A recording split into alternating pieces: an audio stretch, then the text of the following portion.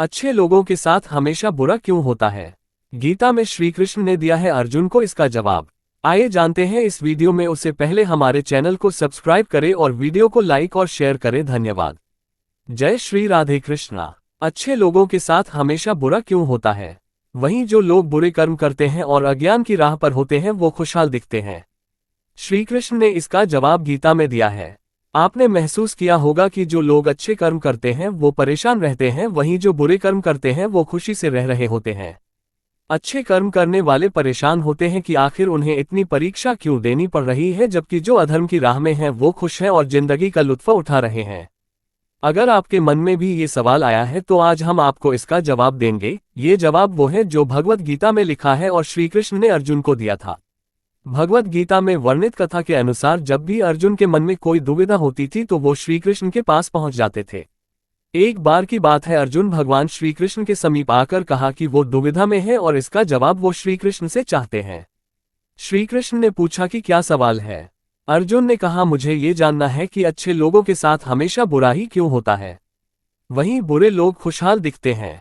अर्जुन के मुंह से ऐसी बातें सुनकर श्री कृष्ण मुस्कुराए और कहा, मनुष्य जैसा सोचता है और महसूस करता है वैसा कुछ नहीं होता है, बल्कि अज्ञानता की वजह से वो सच्चाई नहीं समझ पाता है। अर्जुन उनकी ये बात समझ नहीं पाए। इसके बाद श्री कृष्ण ने क्या कहा वो जानते हैं।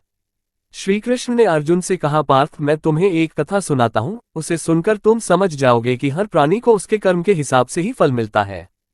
प्रकृति हर किसी को अपनी राह चुनने का मौका देती है। अब वो मनुष्य की इच्छा पर निर्भर करता है कि उसे धर्म की राह चुननी है या अधर्म की।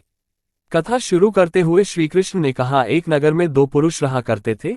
एक पुरुष व्यापारी था जिसके जीवन में धर्म की बहुत महत्ता थी। वो पूजा पाठ में यकीन रखता था। वो हर रोज मंदिर जाता था और दान धर्म भी करता था और हर रोज भगवान की पूजा करता था। वहीं दूसरा पुरुष बिल्कुल विपरीत था। वो हर रोज मंदिर तो जाता था लेकिन पूजा करने नहीं, बल्कि मंदिर के बाहर से जूते चप्पल चुराने। उसे दान और धर्म से कोई लेना देना नहीं था। समय बीतता गया और एक दिन बहुत जोर की बारिश हो रही थी। इस वजह से मंदिर में पुजारी के अलावा कोई नहीं था। ये बात जब दूसरे पुरुष को पता चली तो उसने कहा कि ये सही मौका है मंदिर का धन चुराने का। पंडित से नजर बचाकर उसने मंदिर का सारा धन चुरा लिया। उसी समय धर्म कर्म में विश्वास रखने वाला व्यक्ति भी मंदिर पहुंचा। दुर्भाग्य से मंदिर के पुजारी ने उसे ही चोर समझ लिया और चिल्लाने लगे। वहां लोग एकत्र हो गए और उसे बहुत मारा। किसी तरह वो बचते बचाते वहां से निकला तो दुर्भाग्य ने उसका साथ वहां भी नहीं छोड़ा। मंदिर के बाहर वो एक गाड़ी से टकरा गया और घायल हो गया। फिर वो व्यापारी लंगड़ाते हुए घर जाने लगा तो रास्ते में उसकी मुलाकात उस पुरुष से हुई जिसने मंदिर से धन चुराया था। उसने कहा, आज तो मेरी किस्मत चमक गई, एक साथ इतना सारा धन मिल गया। ये सब देखकर उसे बहुत बुरा लगा और उसने अपने घर से भगवान की सारी तस्वीरें निकाल दी। कुछ सालों बाद दोनों की पुरुषों की मृत्यु हो गई। मरने के बाद जब दोनों यमराज की सभा में पहुंचे और भले पुरुष ने दूसरे व्यक्ति को देखा तो उसे बहुत गुस्सा आया। उसने क्रोधित होकर यमराज से पूछ ही लिया, मैं तो हमेशा अच्छे कर्म करता था, दान में विश्वास रखता था, उसके बदले जीवन भर मुझे अपमान और दर्द ही मिला और इस व्यक्ति को नोटों से भरी पोटली। आखिर ऐसा भेदभाव क्यों? इस पर यमराज ने कहा, पुत्र, तुम गलत समझ रहे हो। जिस दिन तुम्हारी गाड़ी से टक्कर हुई थी वो दिन तुम्हारे जीवन का आखिरी दिन था, परंतु तुम्हारे अच्छे कर्मों की वजह से तुम्हारी मौत सिर्फ एक छोटी सी चोट में बदल गई।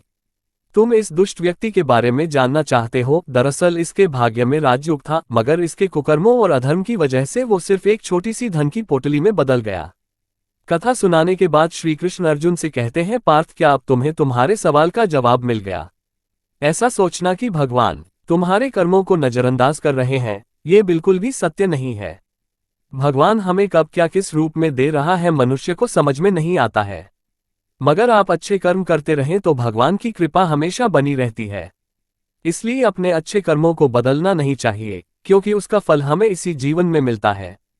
इसलिए मनुष्य का फर्ज है कि वो हमेशा अच्छे कर्म करते रहें, क्योंकि श्री कृष्ण ने गीता में भी बताया है कि किसी के द्वारा किया गया कर्म बेकार नहीं जाता है, चाहे वो अच्छा हो या बुरा। भगवद गीता में श्री कृष्ण ने अर्जुन को इस सवाल का उत्तर दिया है। जब अर्जुन ने युद्ध से पहले अधर्म और अन्याय को देखकर हतोत्साहित होकर युद्ध न करने की इच्छा जताई, तब श्री कृष्ण ने उसे धर्म, कर्म और जीवन के गहरे सिद्धांत समझाए। 1. कर्म का सिद्धांत, कर्मयोग।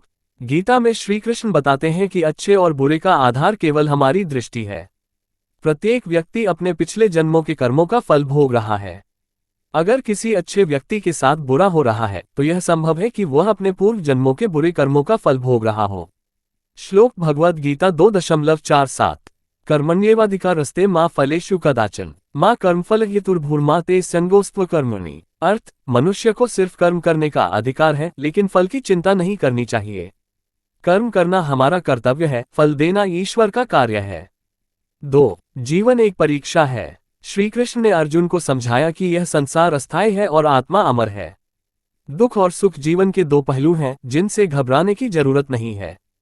श्लोक भगवद गीता 2.14 मात्रा स्पर्शास्तु कौन्तेय शीतोष्ण सुख दुखदा आगमा पैनोनित्यास्तान स्थितिक्षस्व भारत। अर्थ, हे अर्जुन, सुख दुख, गर्मी ठंड, मान अपमान सब क्षणिक हैं।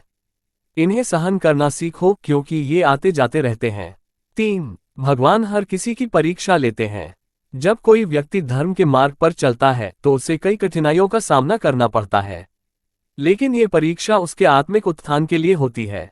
श्री कृष्ण अर्जुन को समझाते हैं कि जो अपने धर्म कर्तव्य से विचलित नहीं होता, वही सच्चा भक्त होता है। श्लोक भगवद गीता 18.66 सर्वधर्मान् परित्यज्य मामेकां शरणं व्रज अहं त्वा सर्वपापेभ्यो मोक्षयिष्यामि मा शुचः।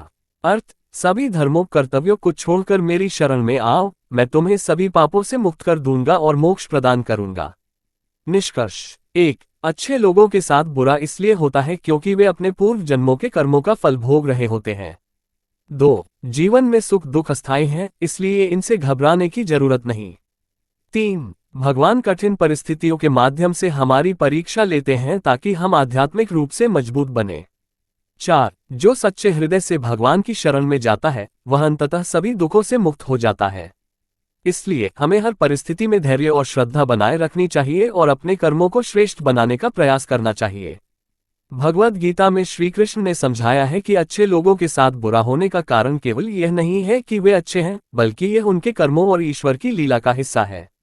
1. कर्म का सिद्धांत कर्मयोग। गीता में श्री कृष्ण बताते हैं कि हर व्यक्ति अपने कर्मों के अनुसार फल भोगता है। यदि किसी अच्छे व्यक्ति के साथ कुछ बुरा हो रहा है तो यह उसके पूर्व जन्मों के कर्मों का परिणाम हो सकता है। श्लोक भगवद गीता 4.17 गहना कर्मणो गते। अर्थ, कर्म का नियम बहुत गूढ़ जटिल है, इसे समझ पाना आसान नहीं है। 2. संसार दुखमय है, दुख और सुख चक्र। श्री कृष्ण कहते हैं कि यह संसार अस्थायी और दुखमय है। सुख और दुख जीवन का हिस्सा है और जो इनसे परे होकर जीवन को देखता है वही सच्ची शांति पाता है। श्लोक भगवद गीता 8.15 अनित्यम असुख लोकमे प्राप्य भजस्व माम। अर्थ, ये संसार नश्वर, अनित्य और दुखमय असुख है, इसलिए मेरी भक्ति करो। 3. परीक्षा और मोक्ष का मार्ग। अच्छे लोगों के साथ कठिनाइयां इसलिए भी आती हैं क्योंकि वे परीक्षा की स्थिति में होते हैं। ईश्वर अपने प्रिय भक्तों को संघर्षों से गुजारते हैं ताकि वे और मजबूत बने और मोक्ष की ओर अग्रसर हों। श्लोक भगवद गीता 6.40 न ही कल्याणकृत कश्चित दुर्गततात गच्छति। अर्थ, जो अच्छा कर्म करता है उसका कभी विनाश नहीं होता। 4. ईश्वर की योजना और समर्पण। ईश्वर के पास हर जीव के लिए एक विशेष योजना होती है। हमें केवल उनके ऊपर विश्वास रखना चाहिए और अपने कर्म करते रहना चाहिए। श्लोक भगवद गीता 18.66 मामेकं शरणं व्रज अहं त्वा सर्वपापेभ्यो मोक्षयिष्यामि मा शुचः। अर्थ, मेरी शरण में आओ, मैं तुम्हें सभी पापों से मुक्त कर मोक्ष प्रदान करूंगा। निष्कर्ष, जो आज बुरा दिखता है वह हो सकता है कि भविष्य में अच्छा परिणाम दे। हर घटना हमारे पिछले कर्मों का फल होती है। ईश्वर हमें परीक्षा के माध्यम से मोक्ष की ओर ले जाते हैं। सबसे महत्वपूर्ण बात, हमें श्री कृष्ण के मार्गदर्शन में कर्म करते रहना चाहिए और फल की चिंता नहीं करनी चाहिए। इसलिए अच्छे लोगों को धैर्य रखना चाहिए और हर परिस्थिति में ईश्वर पर विश्वास बनाए रखना चाहिए। भगवद गीता में श्री कृष्ण ने अर्जुन को समझाया कि अच्छे लोगों के साथ बुरा होने का कारण केवल भाग्य नहीं है, बल्कि यह जीवन, कर्म और ईश्वर की लीला का हिस्सा है। इसका उत्तर गीता के कई श्लोकों में मिलता है। 1. कर्म और प्रारब्ध। कर्म का फल जरूर मिलता है। श्री कृष्ण ने स्पष्ट किया कि प्रत्येक व्यक्ति अपने कर्मों के आधार पर ही सुख दुख भोगता है। अच्छे लोगों के साथ बुरा इसलिए हो सकता है क्योंकि वे अपने पिछले जन्मों के कर्मों का फल भोग रहे होते हैं। श्लोक भगवद गीता 3.9 यज्ञार्थात् कर्मण्यन्यत्र लोकोऽयं कर्म बंधन। अर्थ, यदि कर्म स्वार्थ या मोहवश किए जाएं तो वे कर्मबंधन जीवन मरण के चक्र का कारण बनते हैं। 2. जीवन क्षणिक है, आत्मा अमर है। श्री कृष्ण समझाते हैं कि यह शरीर नश्वर है लेकिन आत्मा अमर है। जो लोग अच्छे हैं वे यदि कठिनाइयों का सामना कर रहे हैं तो ये केवल एक अस्थायी अवस्था है।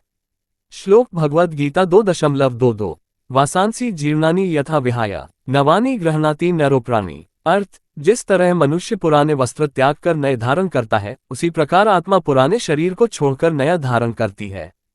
3. परीक्षा और मोक्ष की ओर बढ़ना। अच्छे लोगों को कठिन परिस्थितियों से गुजरना पड़ता है क्योंकि वे एक उच्च उद्देश्य की ओर बढ़ रहे होते हैं। ये ईश्वर की योजना का हिस्सा होता है। श्लोक भगवद गीता 6.41-42 प्राप्य पुण्यकृता लोकानुष्ठित्वा शाश्वती समाः शुचिना श्रीमता गेहे योगभ्रष्टोभिजायते। अर्थ, जो अच्छे कर्म करने वाले हैं वे पुण्यलोक को प्राप्त करते हैं और अगले जन्म में श्रेष्ठ परिवार में जन्म लेते हैं। 4. समर्पण ही सच्चा समाधान है। श्री कृष्ण अर्जुन को बताते हैं कि चाहे जीवन में कितनी भी कठिनाइयां आए, यदि व्यक्ति भगवान की शरण में जाता है तो वह सभी दुखों से मुक्त हो सकता है। श्लोक भगवद गीता 18.66 सर्वधर्मान् परित्यज्य मामेकां शरणं व्रज अहं त्वा सर्वपापेभ्यो मोक्षयिष्यामि मा शुचः। अर्थ, सभी धर्मों कर्तव्यों को छोड़कर मेरी शरण में आओ, मैं तुम्हें सभी पापों से मुक्त कर दूंगा और मोक्ष प्रदान करूंगा। निष्कर्ष, जीवन में जो भी हो रहा है वह कर्म और प्रारब्ध का परिणाम है। ये संसार अस्थायी है, आत्मा अमर है, इसलिए किसी भी कष्ट से घबराने की जरूरत नहीं। अच्छे लोगों को कठिनाइयों का सामना करना पड़ सकता है लेकिन यह उनकी आत्मा की परीक्षा होती है। यदि व्यक्ति ईश्वर की शरण में जाता है और निष्काम कर्म करता है तो वह सभी बंधनों से मुक्त होकर शाश्वत शांति प्राप्त कर सकता है। इसलिए हमें धैर्य और विश्वास बनाए रखना चाहिए और हर परिस्थिति में अच्छे कर्म करते रहना चाहिए।